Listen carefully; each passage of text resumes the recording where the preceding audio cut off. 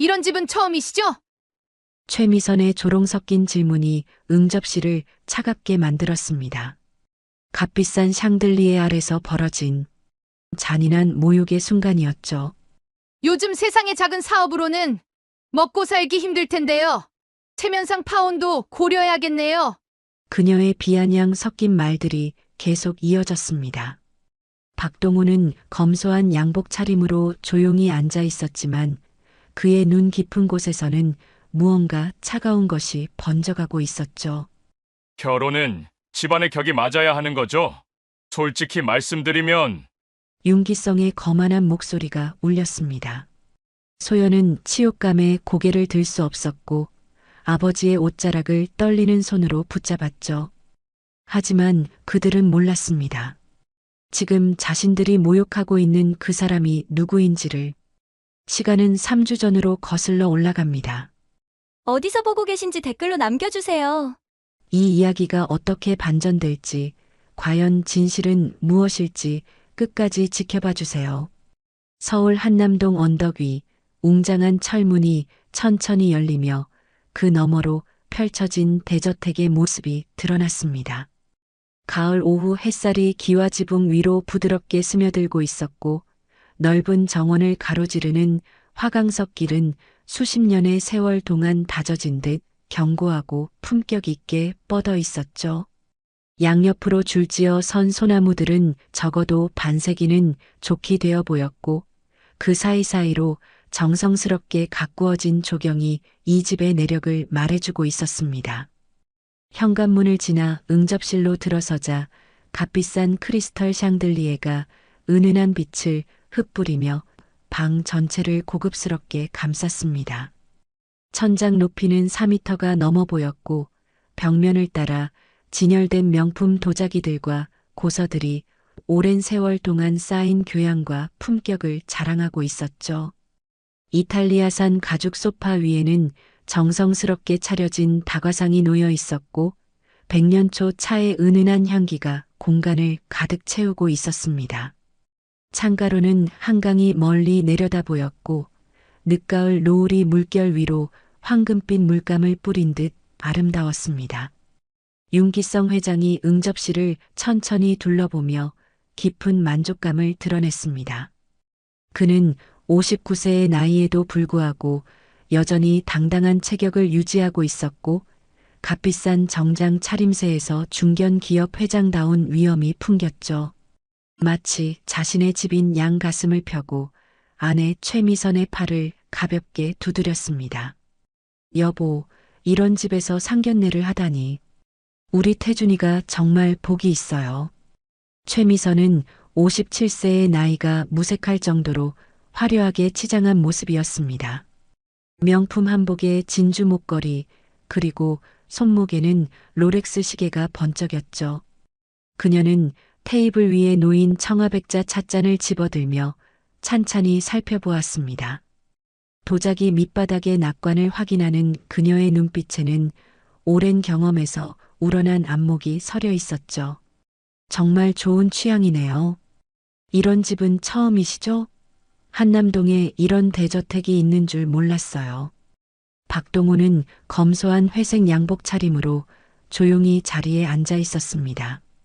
65세의 나이답게 그의 얼굴에는 세월의 흔적이 깊게 새겨져 있었지만 눈빛만은 여전히 또렷하고 깊었죠. 허리는 곧게 펴고 있었고 손동작 하나하나에서도 품격이 느껴졌습니다.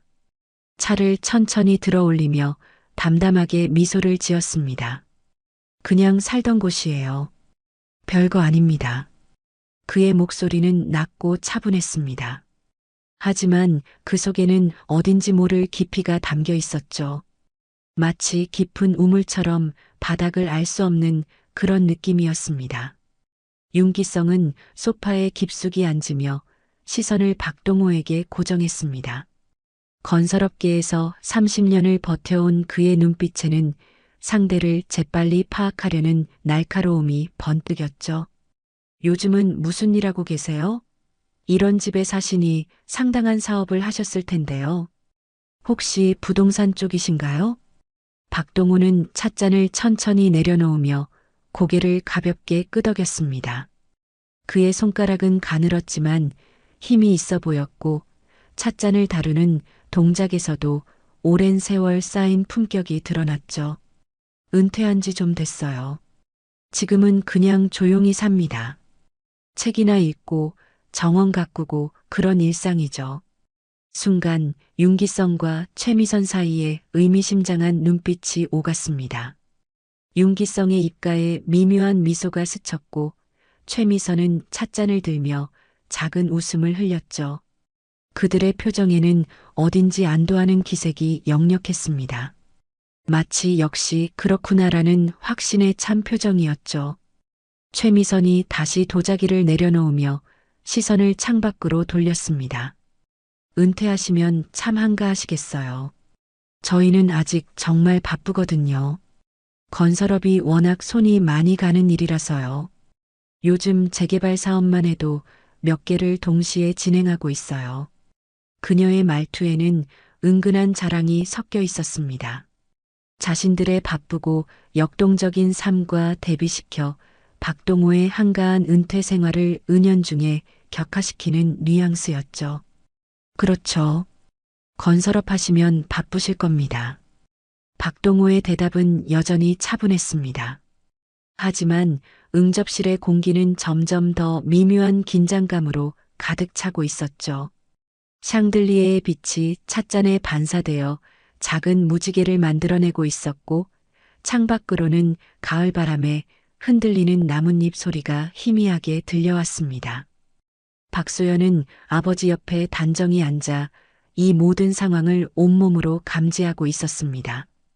30세의 그녀는 공무원 시험을 준비하느라 사회 경험이 많지는 않았지만 지금 이 자리에 미묘한 기류만큼은 정확히 읽을 수 있었죠. 그녀는 조심스럽게 아버지의 표정을 살폈습니다.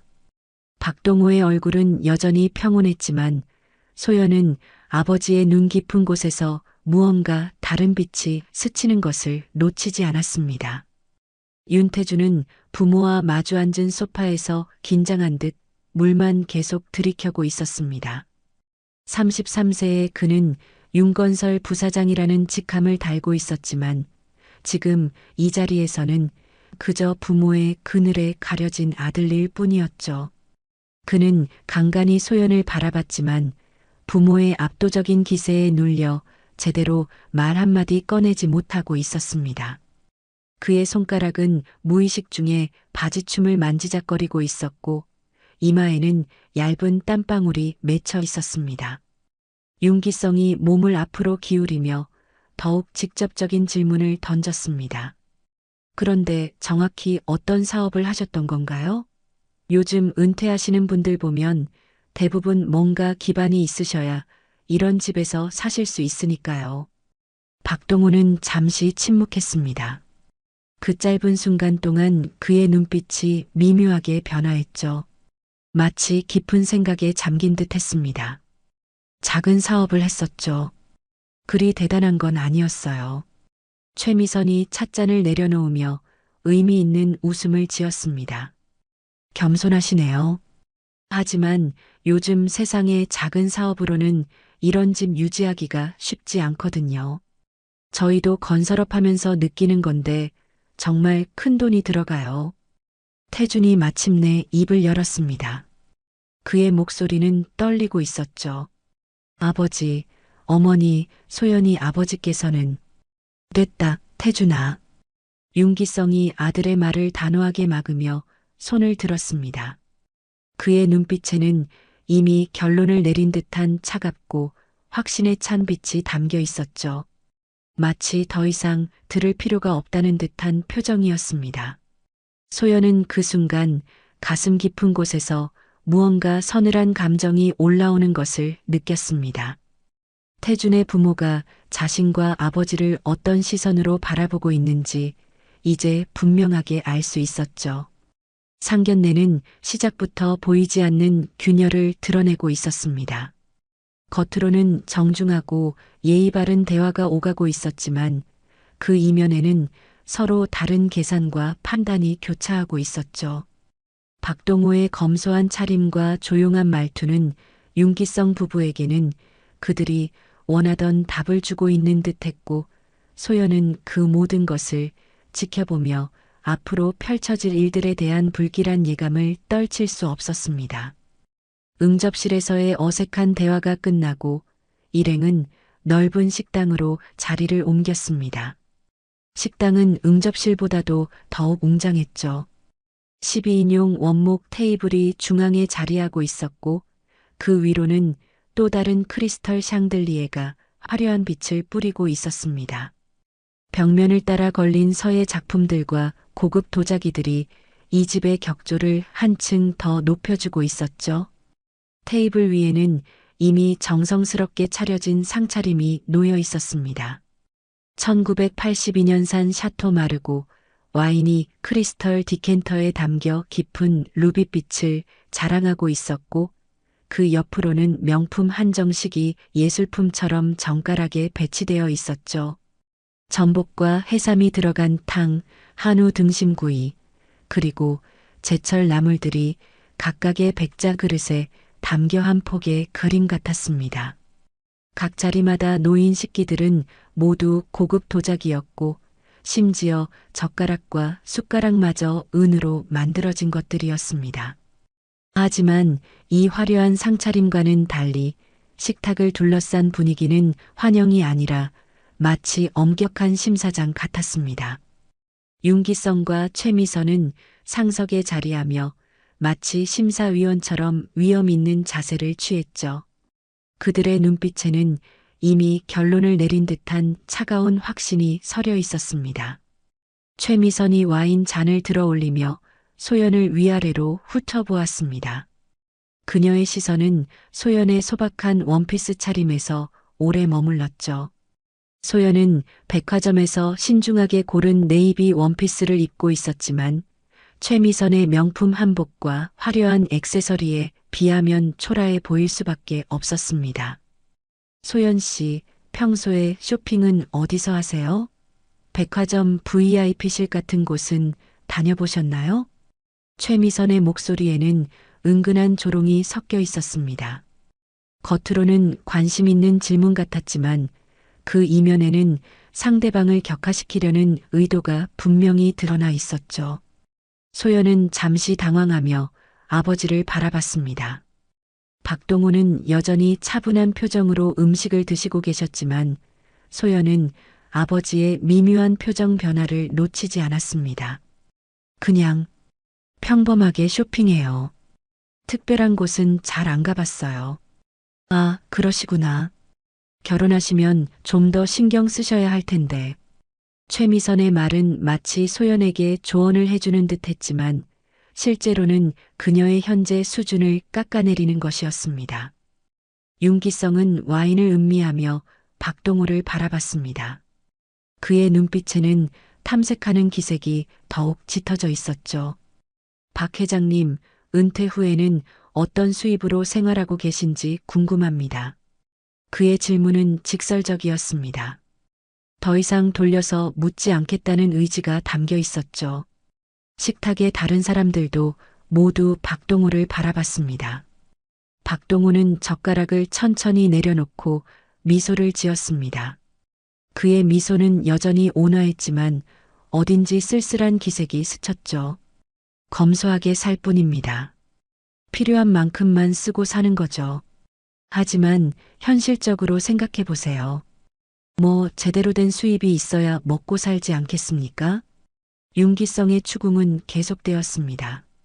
그는 마치 사업 상대방의 재정 상태를 파악하듯 집요하게 물어댔죠. 박동호는 잠시 침묵했습니다. 그 짧은 순간 동안 식탁 위로는 무거운 정적이 흘렀죠. 샹들리에의 빛만이 은은하게 흔들리고 있었습니다. 그럭저럭 살만합니다. 윤기성이 몸을 앞으로 기울이며 더욱 직접적으로 나왔습니다. 결혼이라는 게 단순히 두 사람만의 문제가 아니지 않습니까? 집안의 격이 맞아야 하는 거죠. 솔직히 말씀드리면 저희 윤건설은 업계에서 인정받는 중견기업입니다. 그의 말에 소연은 고개를 떨궜습니다. 가슴 깊은 곳에서 무언가 뜨거운 것이 치밀어 올랐지만 그녀는 그것을 꾹 눌러 참았죠. 손가락 끝이 미세하게 떨리고 있었습니다. 최미선이 여기에 맞장구를 쳤습니다. 맞아요. 요즘 결혼 준비하는데도 돈이 얼마나 많이 드는지 아세요? 예단만 해도 5천만 원은 기본이고 신혼집도 마련해야 하잖아요. 적어도 강남 쪽 아파트 정도는 되어야 체면이 서죠. 그녀의 말은 마치 당연한 상식을 이야기하는 듯 했지만 실제로는 박동우 부녀에게 경제적 압박을 가하는 것이었습니다. 5천만 원의 예단과 강남 아파트라는 것은 보통 사람들에게는 감당하기 어려운 금액이었죠. 소연은 치욕감에 손을 떨며 아버지를 바라봤습니다. 그녀의 눈에는 눈물이 맺혀 있었지만 그것을 떨어뜨리지 않기 위해 애쓰고 있었죠. 아버지가 이런 모욕을 당하는 모습을 보는 것이 더욱 견디기 어려웠습니다. 박동우는 딸의 시선을 느끼며 조용히 미소를 지었습니다. 그의 미소에는 딸을 향한 무한한 사랑과 미안함이 담겨 있었죠. 아이들이 좋아한다면 방법을 찾아보겠습니다. 윤태주는 이 모든 상황을 지켜보며 괴로워하고 있었습니다. 그는 부모의 말에 동조하지도 그렇다고 적극적으로 막아서지도 못한 채 그저 젓가락만 만지작거리고 있었죠. 그의 이마에는 식은땀이 맺혀 있었고 시선은 계속 아래를 향하고 있었습니다. 태준아, 넌 어떻게 생각하니? 윤기성이 아들에게 물었지만 태준은 제대로 된 대답을 하지 못했습니다. 아, 그게 남자가 그렇게 우물쭈물하면 어떡하니? 확실히 해야지. 최미선이 아들을 나무랐습니다. 하지만 태준에게는 부모의 강압과 소연에 대한 마음 사이에서 선택할 용기가 없었죠. 윤기성이 와인 잔을 내려놓으며 더욱 냉정하게 말했습니다. 우리 태준이 결혼하면 윤건설 지분도 물려받을 거고 앞으로 책임질 일도 많아질 겁니다. 그런데 상대방 집안이 우리와 균형이 맞지 않으면 여러 가지로 어려울 수 있어요. 그의 말은 더 이상 완곡하지 않았습니다. 직접적으로 박동우 가문이 그들과 격이 맞지 않는다고 선언하는 것이었죠. 소연은 더 이상 참을 수 없어 자리에서 일어섰습니다. 그녀의 얼굴은 창백했고 입술은 파르르 떨리고 있었죠. 죄송합니다. 잠시 화장실 좀. 소연아. 박동우가 딸을 불렀지만 소연은 이미 식당을 나가고 있었습니다. 그녀의 뒷모습에서는 억압된 감정이 고스란히 드러나고 있었죠. 상견례는 점점 모욕과 압박의 장으로 변해가고 있었습니다. 화려한 음식과 비싼 와인이 무색할 정도로 식탁 위의 분위기는 차갑고 메말라 있었죠. 윤기성 부부는 자신들의 우월감을 과시하며 박동우 부녀를 압박했고 태주는 그 사이에서 아무것도 하지 못한 채 괴로워하고 있었습니다. 박동우만이 여전히 차분한 모습을 유지하고 있었지만 그의 눈 깊은 곳에는 지금까지와는 다른 빛이 스치고 있었습니다. 마치 오랫동안 잠들어 있던 무언가가 깨어나기 시작하는 듯한 그런 빛이었죠. 화장실에서 돌아온 소연의 얼굴은 여전히 창백했습니다. 그녀는 찬물로 얼굴을 씻었지만 눈가의 붓기는 완전히 가라앉지 않았죠. 식탁으로 돌아와 자리에 앉았지만 시선은 계속 아래를 향하고 있었습니다.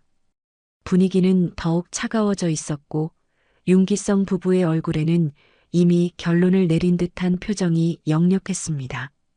최미선이 냅킨으로 입가를 정갈하게 닦으며 의미심장한 미소를 지었습니다. 그녀의 눈빛에는 더 이상 가식적인 예의도 찾아볼 수 없었죠. 마치 모든 연극이 끝났다는 듯한 표정이었습니다. 소연 씨, 괜찮으세요?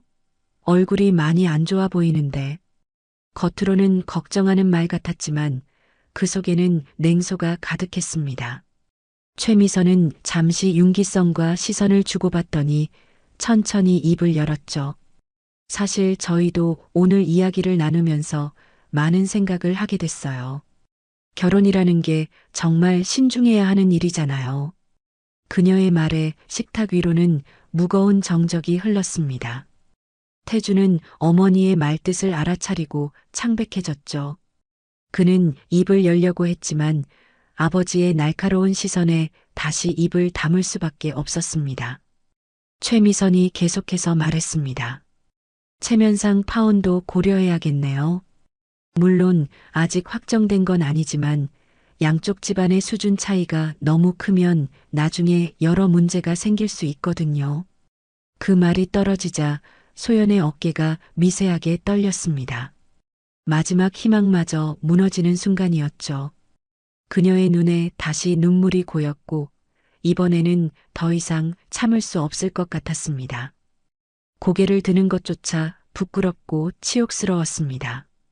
박동우는 지금까지 줄곧 조용히 앉아 있었습니다.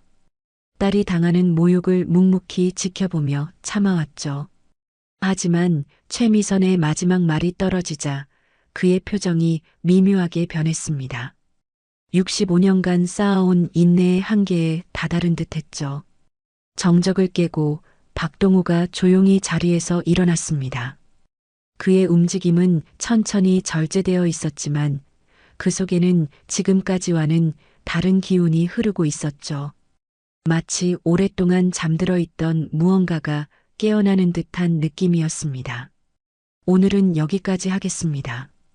박동우의 목소리는 낮고 차분했지만 그 속에는 단호함이 배어 있었습니다. 지금까지의 온화하고 겸손한 말투와는 확연히 다른 목소리였죠. 식탁에 앉은 모든 사람들이 그를 바라봤습니다.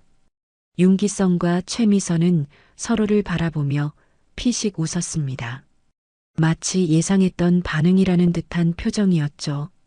그래도 결혼은 정말 신중해야 하는 일이죠. 감정만으로는 안 되니까요. 윤기성의 말에는 비아냥이 가득했습니다.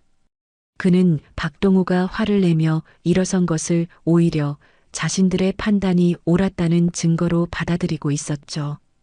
맞아요. 서로 맞지 않는 걸 억지로 맞추려고 하면 나중에 더 큰 불행이 될 수 있어요. 최미선도 거들었습니다. 그녀의 목소리에는 승리감마저 묻어났죠. 박동우는 더 이상 아무 말도 하지 않았습니다.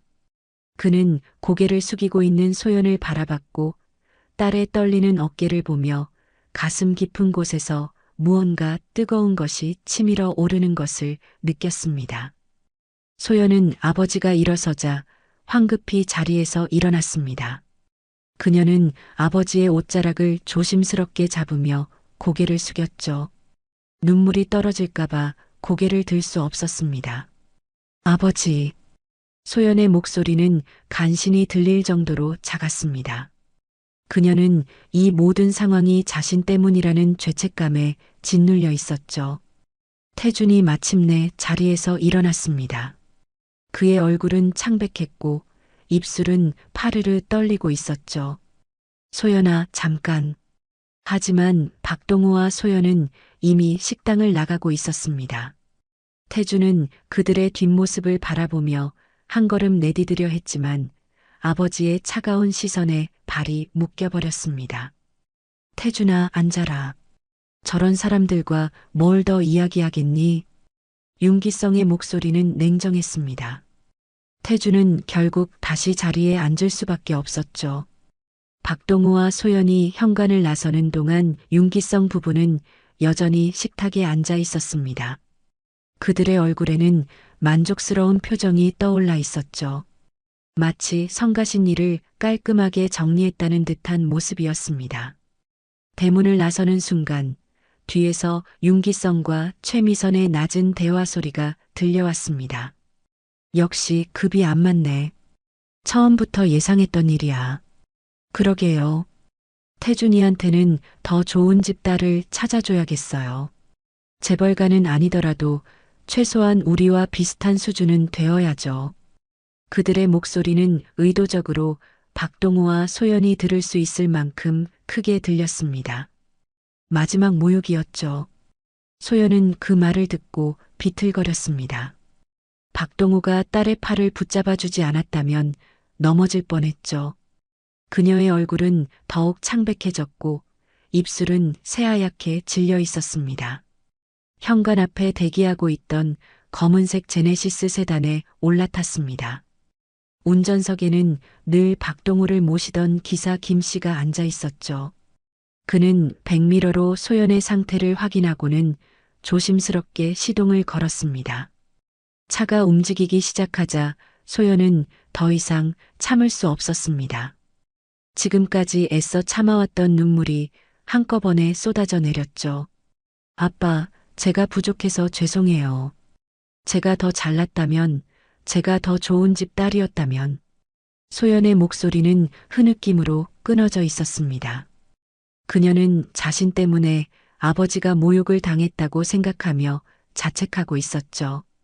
박동호는 딸의 손을 꼭 잡았습니다. 그의 손은 따뜻했지만 미세하게 떨리고 있었죠. 소연아, 사람은 돈으로 사는 게 아니다. 마음으로 사는 거야. 너는 아무것도 부족하지 않아. 그의 목소리는 여전히 온화했습니다. 하지만 그 속에는 깊은 분노가 억압되어 있었죠. 딸을 위로하면서도 그의 눈빛 속에는 지금까지와는 전혀 다른 빛이 번져 있었습니다. 하지만 아빠, 괜찮다. 아빠가 있잖아. 박동호는 딸의 어깨를 토닥이며 창밖을 바라봤습니다. 한남동의 언덕길이 뒤로 흘러가고 있었고 늦가을 노을이 하늘을 붉게 물들이고 있었죠. 하지만 그의 마음속에는 노을보다도 더 뜨거운 무언가가 타오르고 있었습니다. 소연은 아버지의 품에 안겨 계속 흐느꼈습니다. 30년을 살면서 이렇게 깊은 치욕감을 느껴본 적이 없었죠. 사랑하는 사람의 부모에게 거부당했다는 사실, 그리고 그것이 단순히 경제적 차이 때문이라는 현실이 너무나 잔인했습니다. 박동호는 딸을 달래면서도 가슴 깊은 곳에서는 냉정한 결심이 굳어지고 있었습니다.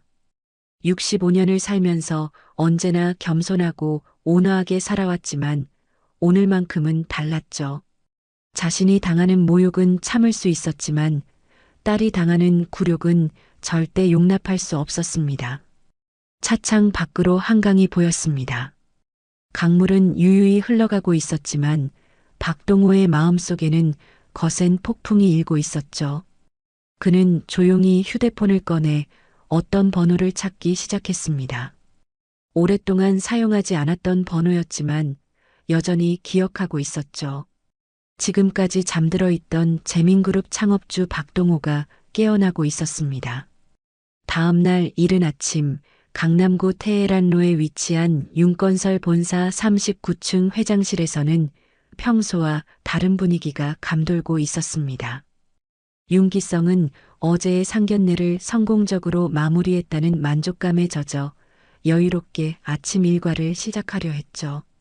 하지만 비서실에서 들려오는 부산한 목소리들이 그의 기분을 점차 어둡게 만들고 있었습니다. 오전 8시 30분 첫 번째 이상 신호가 감지되었습니다. 박 비서가 창백한 얼굴로 회장실 문을 두드렸죠. 회장님, 급한 일이 생겼습니다. 뭔 일이야? 아침부터 왜 이렇게 소란스러워? 윤기성은 커피를 마시며 여전히 여유로운 모습이었습니다. 하지만 박 비서의 다음 말에 그의 표정이 굳어지기 시작했죠. 주요 협력사들에서 계약 해지 통보가 들어오고 있습니다. 대성건자재, 한양철강, 그리고 동진시멘트까지. 윤기성의 손에서 커피 잔이 떨렸습니다.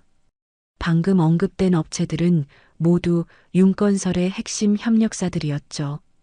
20년 넘게 함께 일해온 업체들이 동시에 계약 해지를 통보한다는 것은 상식적으로 이해할 수 없는 일이었습니다. 뭐라고? 이유가 뭐야? 모두 비슷한 내용입니다. 회사 정책 변경으로 인한 불가피한 조치라고 하는데 구체적인 설명은 해주지 않고 있습니다. 박 비서의 목소리는 점점 작아졌습니다. 그녀도 30년 넘게 윤건설에서 일해왔지만 이런 상황은 처음이었죠. 오전 9시 두 번째 충격이 밀려왔습니다. 이번에는 재무 담당 이사가 급하게 회장실로 뛰어왔습니다. 회장님, 큰일 났습니다. 국민은행에서 연락이 왔는데 다음 주 만료되는 운영자금 대출 50억 원의 만기 연장을 거절한다고 합니다. 윤기성은 의자에서 벌떡 일어났습니다. 그의 얼굴이 순식간에 붉어졌죠. 뭐, 지금까지 한 번도 연체한 적 없는데 왜 갑자기?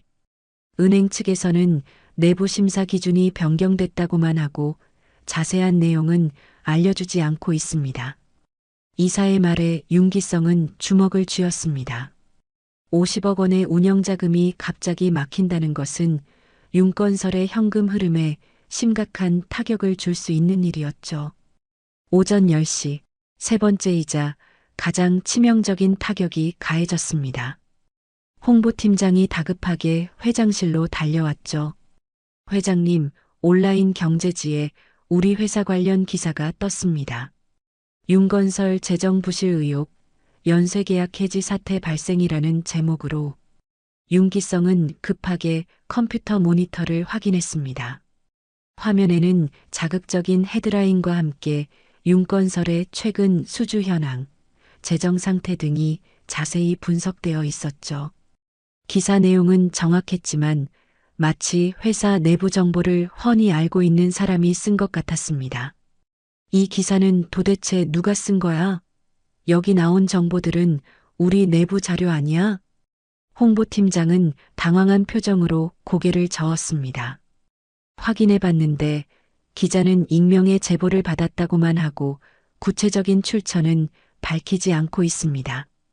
오전 11시 윤건설 본사 로비에는 각종 언론사의 기자들이 몰려들기 시작했습니다.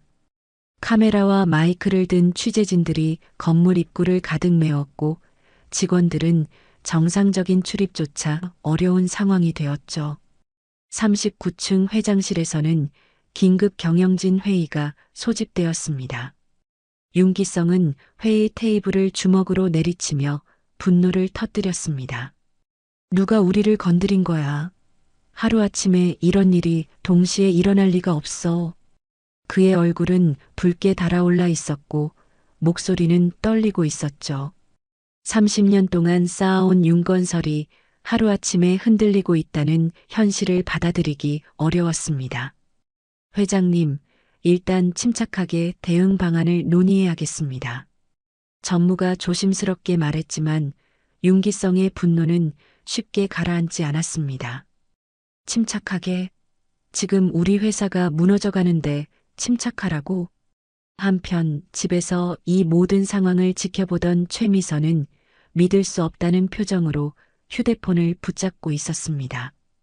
그녀는 평소 친하게 지내던 재벌가 부인들에게 연달아 전화를 걸며 하소연하고 있었죠.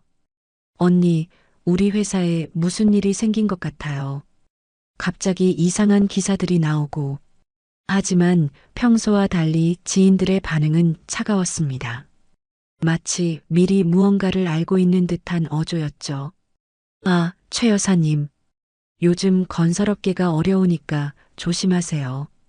그렇게 말하지 마세요. 우리 회사는 탄탄해요.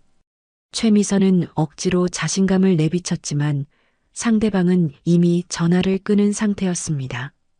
윤태주는 회사에서 벌어지는 혼란 속에서 불안감에 떨고 있었습니다.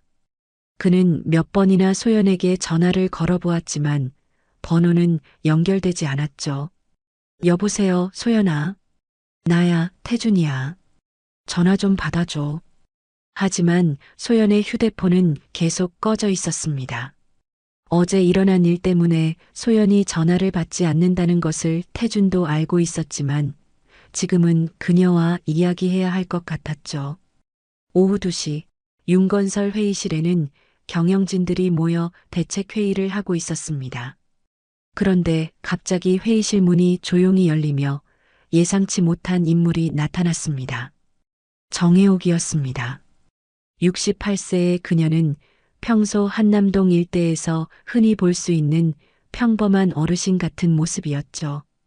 회색 머리를 단정하게 빗어 넘기고 검소한 옷차림을 한 그녀의 모습에서는 특별할 것 없는 동네 어르신의 분위기가 풍겼습니다. 실례합니다. 윤 회장님과 잠깐 이야기할 수 있을까요? 회의실에 있던 모든 사람들이 그녀를 바라봤습니다. 윤기성은 당황한 표정으로 정혜옥을 바라봤죠. 어르신이 누구시죠? 여기는 회의 중인데. 정혜옥은 조용히 미소를 지으며 회의실 안으로 들어왔습니다. 그녀의 걸음걸이는 느려 보였지만 묘하게 위압감이 느껴졌죠. 어제 상견례 자리에서 무시했던 그분. 그저 그런 분이 아니에요. 정혜옥의 목소리는 조용했지만 회의실 안의 모든 사람들에게 명확하게 들렸습니다. 그녀의 말에 윤기성과 최미선의 얼굴이 순간 창백해졌죠. 무슨 말씀이세요? 윤기성이 떨리는 목소리로 물었습니다.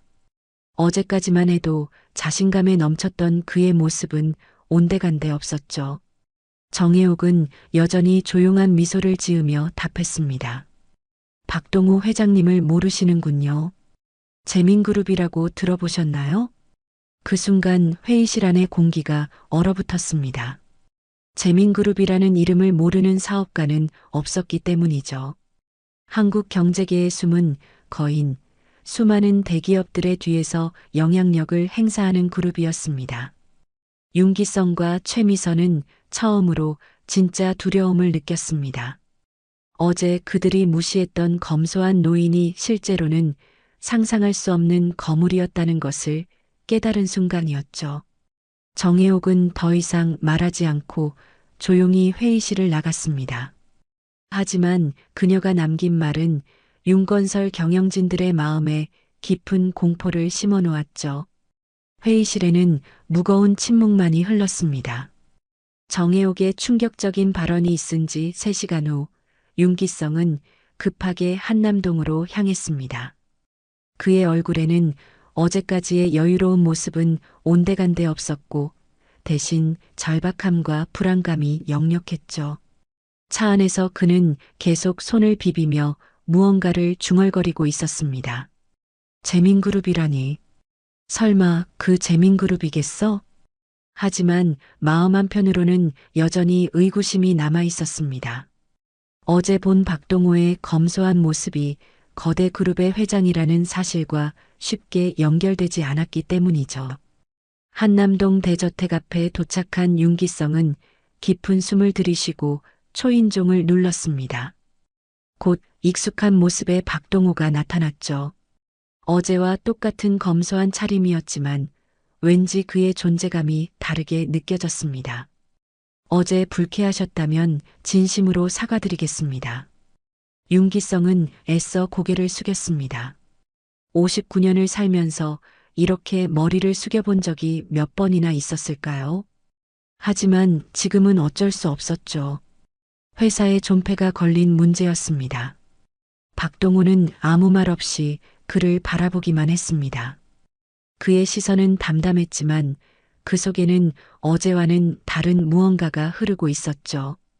윤기성은 계속해서 말했습니다. 우리 부부가 예의에 어긋났습니다. 하지만 투자만은 거두지 말아주시오. 수많은 직원들이 있고 그들 가족들의 생계가 걸린 문제입니다. 그의 목소리에는 애원하는 기색이 역력했습니다. 하지만 그 속내를 들여다보면 여전히 교만함이 남아 있었죠. 단순히 위기를 모면하려는 계산적인 사과일 뿐이었습니다. 최미선은 남편 뒤에서 여전히 반신반의하는 표정이었습니다. 그녀는 작은 목소리로 중얼거렸죠. 저런 가난한 분이 이렇게 큰 힘이 있을 리가. 뭔가 오해가 있는 것 아닐까요? 그녀의 말은 박동호에게도 들렸습니다. 박동호의 눈빛이 순간 차가워졌지만 그는 여전히 아무 말도 하지 않았죠. 태주는 부모 뒤에서 고개를 숙이고 서 있었습니다. 그의 마음속에는 복잡한 감정이 교차하고 있었죠. 소연에 대한 미안함, 부모에 대한 실망, 그리고 자신의 무력함에 대한 자책감이 뒤섞여 있었습니다. 하지만 결국 그는 부모 편에 서서 침묵을 지킬 수밖에 없었습니다. 박동호는 오랫동안 그들을 바라보다가 조용히 입을 열었습니다. 돌아가십시오. 단 5글자였지만 그 말에는 거부할 수 없는 힘이 담겨 있었습니다. 윤기성은 더 말하려고 했지만 박동호는 이미 등을 돌리고 있었죠. 현관문이 닫히자 윤기성 부부의 얼굴은 순간 일그러졌습니다. 지금까지 억누르고 있던 분노가 터져나왔죠. 별 볼일 없는 사람인 줄 알았는데 감히 우리를 무시해? 최미선의 목소리에는 격한 분노가 섞여 있었습니다. 자존심에 상처를 입은 그녀는 주먹을 쥐고 떨고 있었죠. 조용히 해. 지금은 우리가 불리한 입장이야. 윤기성도 마찬가지로 분노하고 있었지만 현실적인 판단을 잃지는 않았습니다. 하지만 그의 가슴 속에는 복수심이 타오르고 있었죠. 차 안의 분위기는 얼어붙었습니다. 태주는 뒷좌석에서 아무 말도 하지 못한 채 창밖만 바라보고 있었고 부모는 각자의 분노와 굴욕감에 잠겨 있었죠. 집으로 돌아온 윤가의 분위기는 장례식장처럼 무거웠습니다. 평소 화려하고 웅성거리던 집안이 갑자기 적막에 쌓였죠. 최미선은 거실 소파에 주저앉아 멍하니 천장을 바라보고 있었고 윤기성은 서재에 틀어박혀 전화기만 붙잡고 있었습니다. 여보세요? 김전무? 나야, 윤기성이야. 혹시 재민그룹 쪽 사람들과 연결해 줄 수 있어? 하지만 평소 친하게 지내던 사람들조차 이상하게 냉담한 반응을 보였습니다. 마치 미리 무언가를 알고 있는 듯한 어조였죠. 한편 언론의 공세는 더욱 거세져 갔습니다. 온라인 뉴스에는 연일 윤건설 관련 기사가 쏟아져 나왔고 그 내용들은 점점 더 구체적이고 치명적이었죠. 윤건설, 주요 협력사 7곳과 계약 해지, 자금난 심화 우려, 윤건설 내부 자료 유출, 부실 경영 의혹 증폭, 건설업계 관계자, 윤건설 회생 어려울 것 전망. 기사들은 마치 회사 내부 사정을 훤히 꿰고 있는 사람이 쓴 것 같았습니다. 정확한 수치와 구체적인 내용들이 나열되어 있었고 그것들은 모두 사실이었죠. 윤건설 본사에서는 직원들의 동요가 시작되었습니다. 복도에서는 수군거리는 소리가 끊이지 않았고 일부 직원들은 이력서를 준비하기 시작했죠. 정말 회사가 망하는 거야? 이런 적은 처음이야. 30년 동안 다니면서 다른 회사 알아봐야 하는 거 아니야? 직원들의 불안감은 점점 커져갔고 그것은 곧 업무 효율의 저하로 이어졌습니다. 윤건설의 내부 균열이 시작된 것이죠. 39층 회장실에서 윤기성은 창밖을 내다보며 주먹을 꽉 쥐고 있었습니다. 테헤란로의 빌딩 숲이 평소와 똑같이 보였지만 그의 눈에는 모든 것이 달라 보였죠. 이게 끝이 아닐 거야. 그의 직감이 맞았습니다. 지금까지 일어난 일들은 단순한 경고에 불과했죠. 진짜 폭풍은 아직 시작되지도 않았습니다. 저녁 무렵 박동호는 한남동 대저택의 서재에서 조용히 차를 마시고 있었습니다. 창밖으로는 한강이 내려다 보였고 노을이 강물 위로 황금빛 물결을 만들어내고 있었죠. 하지만 그의 마음은 고요하지 않았습니다. 책상 위에는 두꺼운 파일 몇 개가 놓여 있었습니다. 윤건설과 관련된 모든 자료들이었죠. 재정 상태, 주요 프로젝트, 협력사 현황, 심지어 윤기성 개인의 자산 현황까지 상세하게 정리되어 있었습니다. 박동호는 천천히 파일을 넘기며 무언가를 생각하고 있었습니다. 그의 눈빛에는 지금까지와는 전혀 다른 차가운 결의가 서려 있었죠. 진짜 게임은 이제부터 시작이었습니다. 한국건설협회 대회의실에는 긴장감이 가득했습니다. 국정감사 특별위원회가 주관하는 건설업계 청문회가 열리고 있었고 윤건설은 그 중심에 서 있었죠. 200석 규모의 회의장은 언론진과 관계자들로 가득 찼고 수십 대의 카메라가 증인석을 향해 집중되어 있었습니다. 윤기성은 증인석에 앉아 있었지만 그의 모습은 며칠 전과는 완전히 달랐습니다. 평소 당당하던 어깨는 움츠러들어 있었고 얼굴에는 진땀이 송글송글 맺혀 있었죠. 손은 무의식적으로 떨리고 있었고 시선은 계속 아래를 향하고 있었습니다. 윤 회장님, 이 서류를 보시겠습니까? 국정감사위원장이 두꺼운 파일을 들어 올렸습니다. 그 순간 대형 스크린의 윤건설의 내부 문서들이 하나씩 공개되기 시작했죠. 허위로 작성된 재정보고서, 협력업체와의 불공정 계약서, 그리고 각종 편법 거래 내역들이 적나라하게 드러났습니다. 이 서류들이 모두 사실입니까? 위원장의 날카로운 질문에 윤기성은 목소리를 제대로 내지 못했습니다. 그건 회의장 뒤편에 앉아있던 최미선의 얼굴은 이미 새하얗게 질려 있었습니다. 그녀는 핸드백을 꽉 쥐고 있었고 입술은 파르르 떨리고 있었죠. 평소 화려했던 차림새도 오늘만큼은 초라해 보였습니다. 특히 이 부분을 보시죠. 지난 3년간의 하도급 계약에서 불공정한 단가 조정이 무려 47건이나 발견됩니다. 감사위원회 지적이 계속되자 회의장 곳곳에서 웅성거리는 소리가 들려왔습니다. 기자들의 카메라 셔터 소리가 끊임없이 터져나왔고 윤기성의 얼굴은 점점 더 창백해져 갔죠. 또한 작년 재개발 사업에서의 특혜 의혹도 심각한 수준입니다. 이에 대해 어떻게 설명하시겠습니까? 윤기성은 물을 마시려 했지만 손이 너무 떨려서 컵을 제대로 잡을 수도 없었습니다. 30년간 쌓아온 윤건설의 명성이 한순간에 무너져 내리고 있는 순간이었죠. 그때 회의장 뒤편에서 한 젊은 기자가 손을 들었습니다. 경제 전문지 기자로 보이는 그는 날카로운 눈빛으로 윤기성을 바라보고 있었죠. 위원장님, 질문이 있습니다. 말씀하십시오. 윤 회장님, 이번 사태와 관련해서 한 가지 궁금한 점이 있습니다. 혹시 이번 사태의 배후에 있는 최대 주주가 누구인지 아십니까? 기자의 질문에 회의장이 순간 조용해졌습니다. 윤기성은 당황한 표정으로 기자를 바라봤죠. 무슨 말씀이십니까? 곧 알게 되실 겁니다. 기자가 노트북을 조작하자 회의장 앞쪽의 대형 스크린이 바뀌었습니다. 그리고 그곳에 한 줄의 문구가 또렷하게 떠올랐죠. 박동호 재민그룹 창업주 겸 회장. 그 순간 회의장 전체가 술렁이기 시작했습니다. 재민그룹이라는 이름을 모르는 사람은 없었기 때문이죠. 한국 경제계의 숨은 거인, 수많은 대기업들의 실질적 지배주주로 알려진 그룹의 이름이었습니다.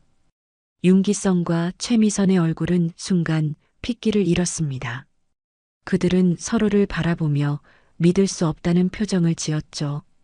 며칠 전 자신들이 모욕했던 그 검소한 노인이 바로 재민그룹의 창업주였다는 사실을 받아들이기 어려웠습니다. 또한 한 가지 더 흥미로운 사실이 있습니다. 기자가 계속해서 말했습니다. 스크린에는 부동산 등기부등본이 나타났죠. 지난주 상견례가 열렸던 한남동 대저택의 실소유주도 박동호 회장님인 것으로 확인됩니다. 이번에는 회의장 전체가 웅성거렸습니다. 상견례가 열린 그 집이 실제로는 박동호의 소유였다는 것, 그리고 윤가 부부가 그 집에서 집주인을 모욕했다는 아이러니가 모든 사람들에게 전해졌죠. 그때 회의장 뒤편 문이 조용히 열렸습니다. 검소한 회색 양복을 입은 박동호가 천천히 들어왔죠. 그의 걸음걸이는 여전히 느리고 조용했지만 회의장에 있는 모든 사람들의 시선이 그에게 집중되었습니다. 박동호는 회의장 중앙 통로를 따라 걸어가며 윤기성을 바라봤습니다. 그의 눈빛에는 지난 며칠간 쌓였던 모든 분노와 실망이 차갑게 응축되어 있었죠. 증인석 앞에 도착한 박동호는 마이크 앞에 섰습니다.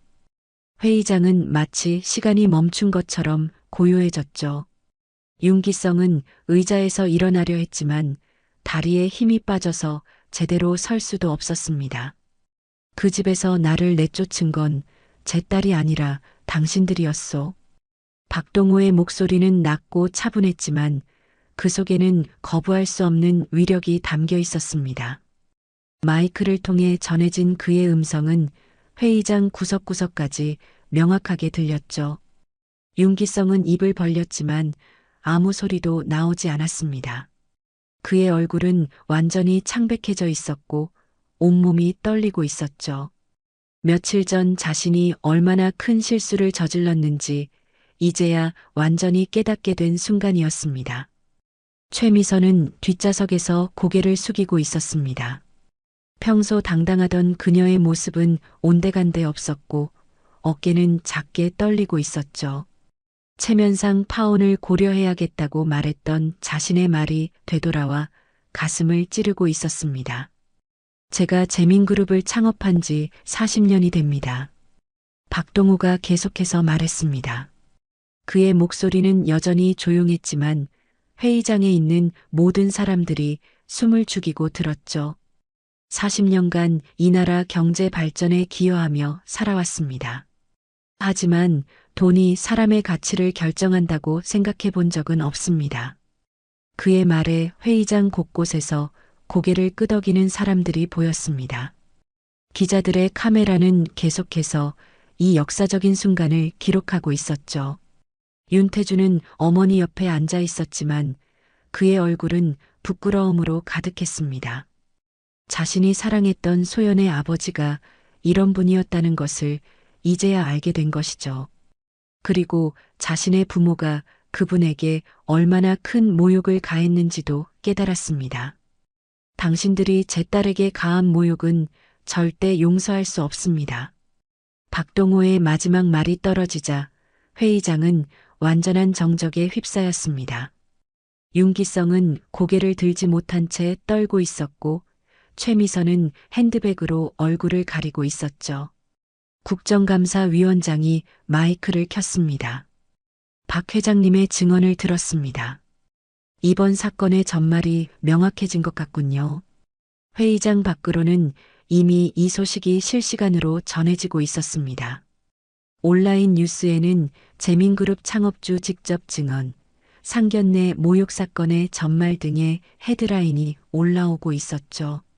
박동호는 더 이상 말하지 않고 조용히 회의장을 나갔습니다.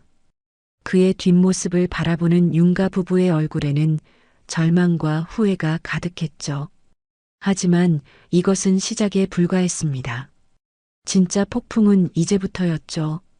청문회가 끝난 후 재민그룹 본사 최고층 회장실에서는 또 다른 진실이 밝혀지고 있었습니다. 53층에 위치한 이 공간은 한강과 서울 시내가 한눈에 내려다 보이는 웅장한 곳이었죠. 벽면을 가득 채운 서가에는 경영학과 철학 서적들이 빼곡히 꽂혀 있었고 중앙에는 30년 된 원목 책상이 자리하고 있었습니다. 박동호는 가죽 의자에 앉아 두꺼운 파일을 펼쳐놓고 있었습니다. 그 파일에는 지난 6개월간 수집된 윤건설의 모든 정보가 담겨 있었죠. 재정 상태, 경영진 인사, 심지어 윤기성 개인의 성향과 가족관계까지 세세하게 조사된 자료들이었습니다. 사실 저는 수개월 전부터 윤건설의 부실을 파악하고 있었습니다. 박동호가 조용히 말했습니다. 방 안에는 재민그룹의 핵심 임원들과 정혜옥이 함께 앉아 있었죠. 그들은 모두 진지한 표정으로 박동호의 말에 귀 기울이고 있었습니다. 태준이라는 청년이 소연이와 연애한다고 했을 때부터 조사를 시작했죠.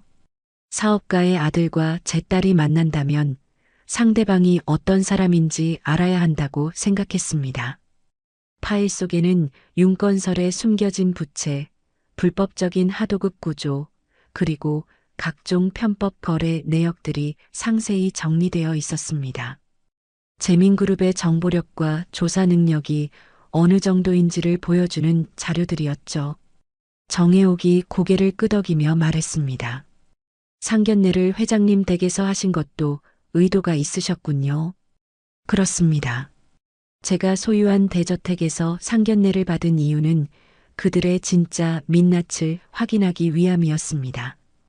박동호의 눈빛에는 깊은 실망이 서려 있었습니다.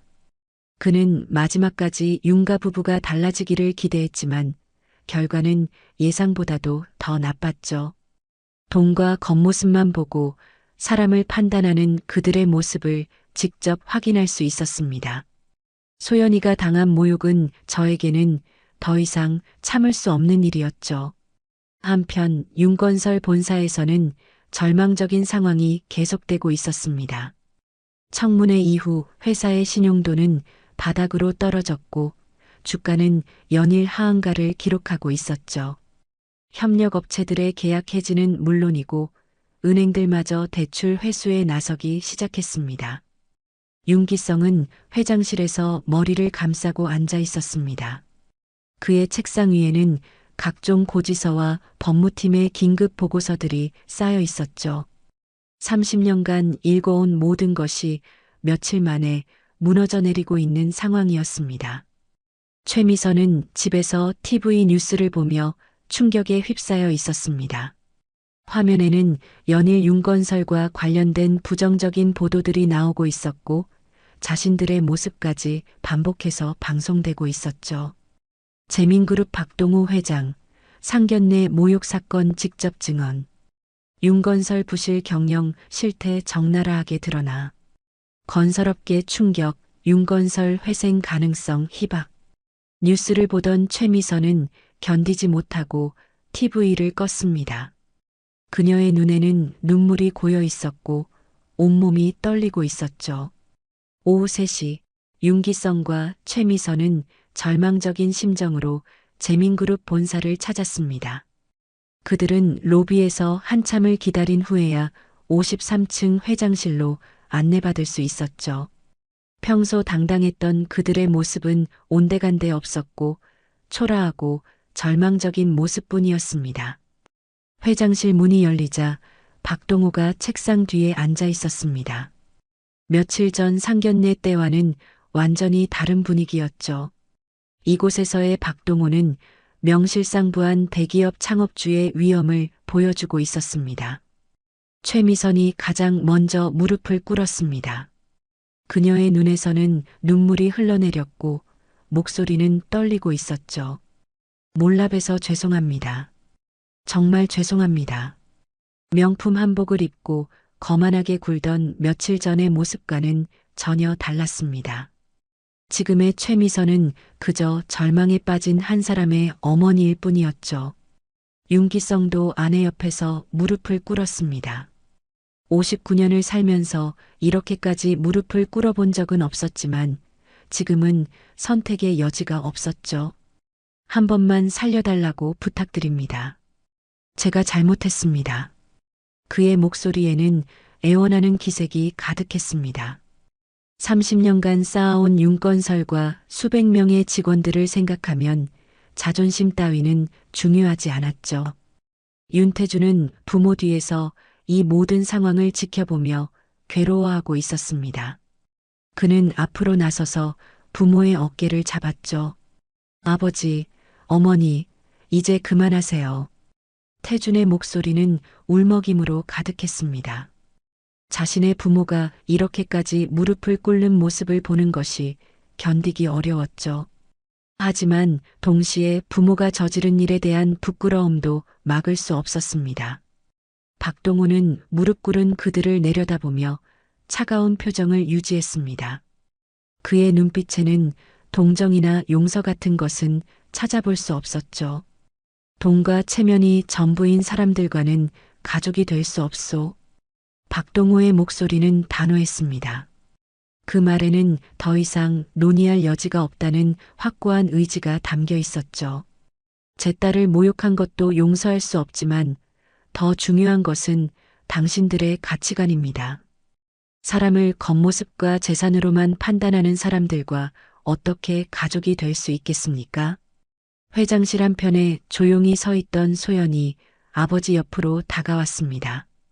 그녀는 며칠 전의 상처에서 조금씩 회복되고 있었지만 여전히 상견례 때의 굴욕은 잊을 수 없었죠. 소연은 무릎 꿇은 윤가 부부를 바라보며 담담히 고개를 끄덕였습니다. 그녀의 표정에는 분노보다는 실망이 더 짙게 드러나 있었죠. 저도 아버지 말씀에 동의해요.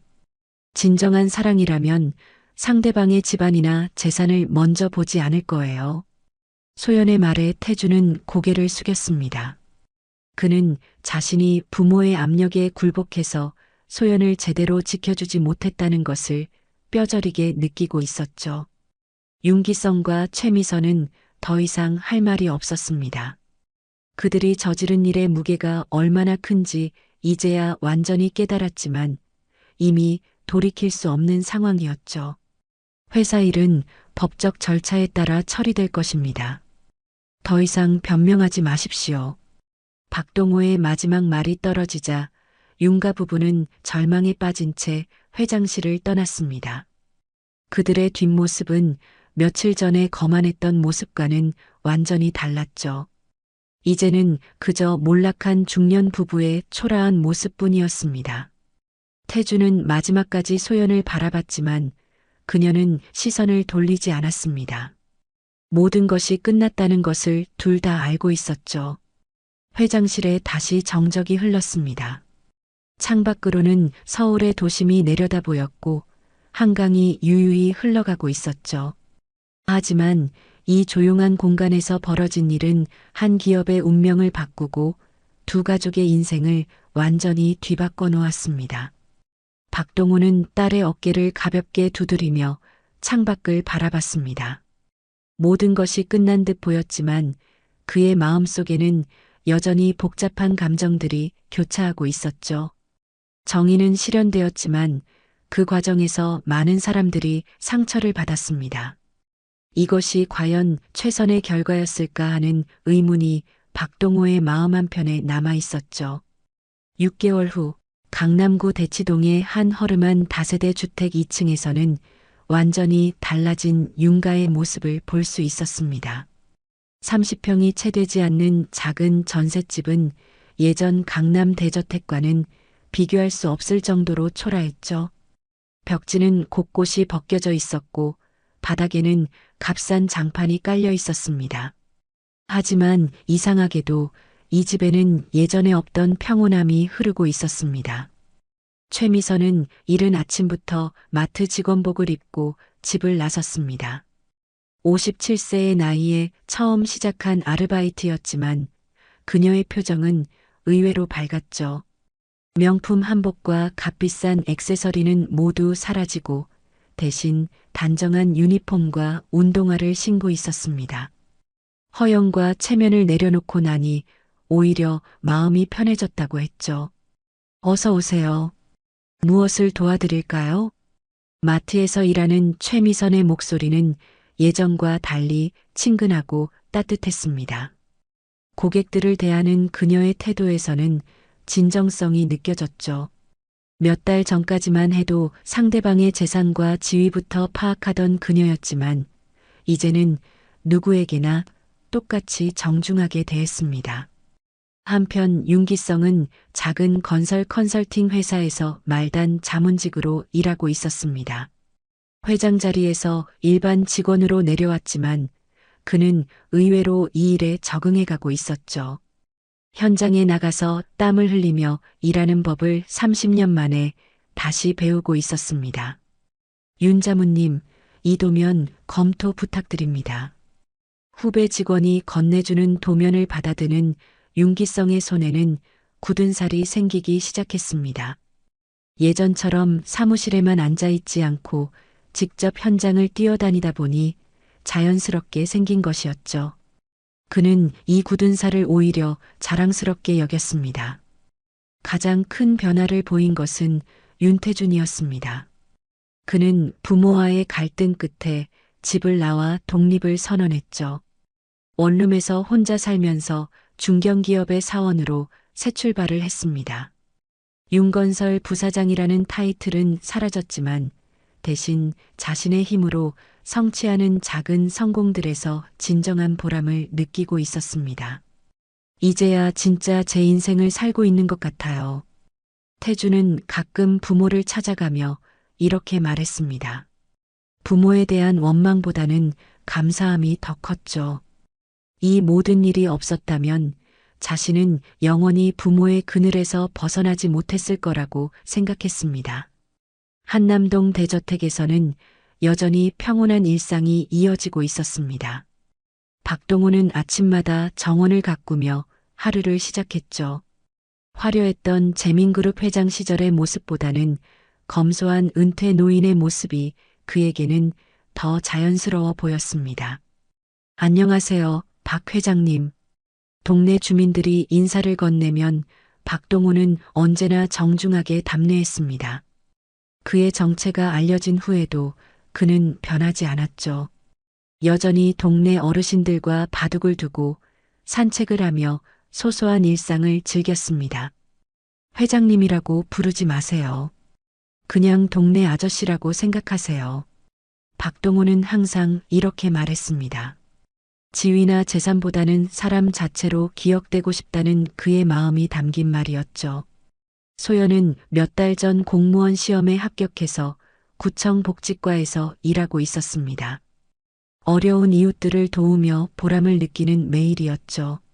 상견례에서 받았던 상처는 오히려 그녀를 더 강하게 만들었습니다. 사람의 진정한 가치가 무엇인지 깨달았기 때문이었습니다. 아버지, 정말 고마워요.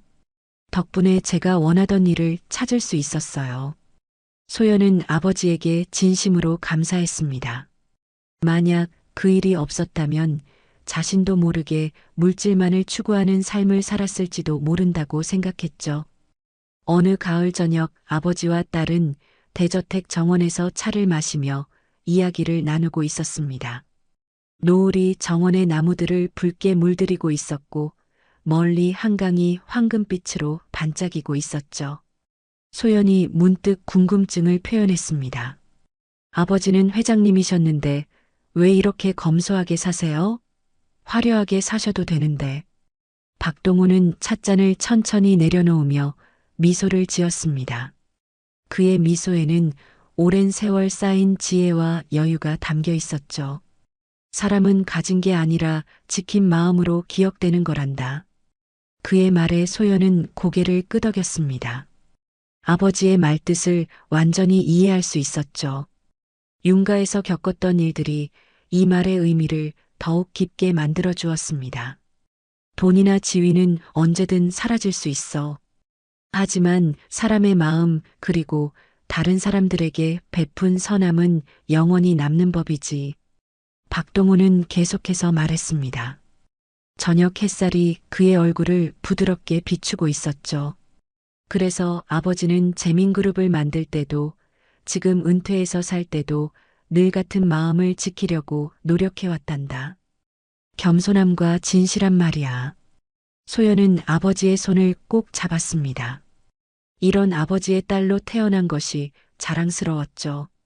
저녁 햇살이 대저택 정원 전체를 황금빛으로 물들이고 있었습니다.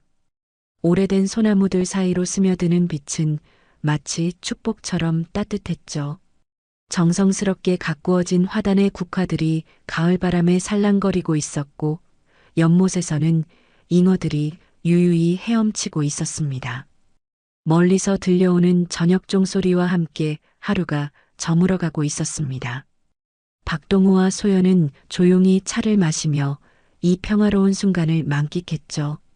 몇 달 전에 시련이 있었기에 지금의 평온함이 더욱 소중하게 느껴졌습니다. 한편 작은 전셋집에서도 윤가 가족들은 각자의 방식으로 하루를 마무리하고 있었습니다. 최미선은 마트에서 돌아와 직접 저녁을 준비했고 윤기성은 현장에서 받아온 도면을 검토하고 있었죠. 예전처럼 화려하지는 않았지만 이상하게도 집안 분위기는 더 화목해졌습니다. 태주는 가끔 부모님 댁을 찾아가며 새로운 관계를 만들어가고 있었습니다. 상사와 부하 직원의 관계가 아닌 진정한 가족으로서의 관계를 말이죠. 시간이 흘러도 변하지 않는 것이 있다면 그것은 사람의 진정한 가치였습니다. 겉모습은 거짓일 수 있어도 사람의 진가는 언제나 드러나기 마련이었죠. 윤가 가족들은 이제야 그 진리를 깨달았고 박동호는 처음부터 그것을 알고 살아왔습니다. 가을밤이 깊어가는 가운데 두 가족은 각자 다른 곳에서 새로운 시작을 준비하고 있었습니다. 진정한 행복은 가진 것에 많고 적음이 아니라 어떤 마음으로 사느냐에 달려 있다는 것을 이제는 모두가 알고 있었죠.